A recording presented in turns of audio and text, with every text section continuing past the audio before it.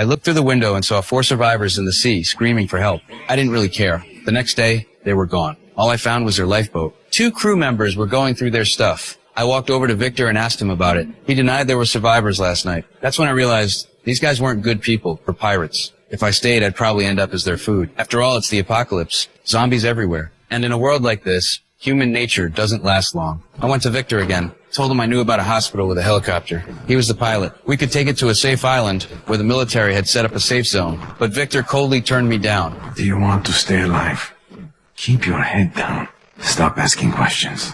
So I decided to leave on my own. That night, while the crew was asleep, I snuck out of my room. I was going to steal a speedboat, but then I found 2 people tied up. They were the ones screaming for help last night. I untied them, but the bald guy kept talking. He said he needed to find his wife. Soon enough, his shouting brought the crew. They killed him on the spot. Victor tried to cover for me, but it was too late. The crew decided I had to die. So Victor did what he had to do. Turns out Victor didn't want to stay with these pirates either. With his help, we made it onto a small boat, but the noise attracted the pirates. The survivor we just rescued got killed. Victor fired his gun, trying to cover our escape, but he got shot in the shoulder during the chaos. Still, we made it out. We finally reached the hospital, but the helicopter was already gone. Victor's injury couldn't wait. I had to take him inside to treat it. I helped him onto a bed, but when I went to find some medicine, I heard something moving in the vents. I rushed over to listen, and sure enough, someone was talking inside. I shouted out, and that's when the infected showed up. I ran back to the surgery room and locked the door, but Victor was gone. Suddenly, a window opened. I didn't hesitate. I climbed through, shutting the door just as the infected reached me. Victor was there.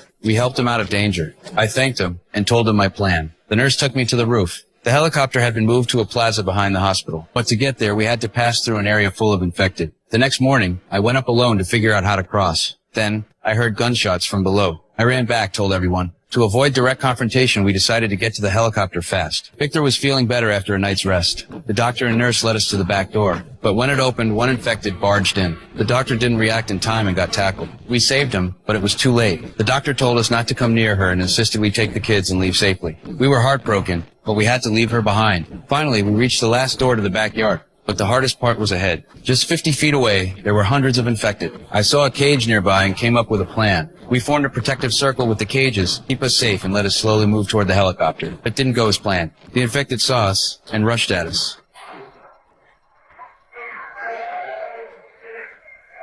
Thanks to the strong fences and our desperate resistance, we held our ground. We made our way to the door. The nurse chopped the lock with an axe. Victor rushed to the helicopter, ready to start it. The kids followed him. I stayed behind with the nurse, closing the door to hold off the infected. Starting the helicopter took longer than we hoped. Some infected managed to crawl in. I grabbed the axe and rushed down to fight them off. Victor didn't let us down. He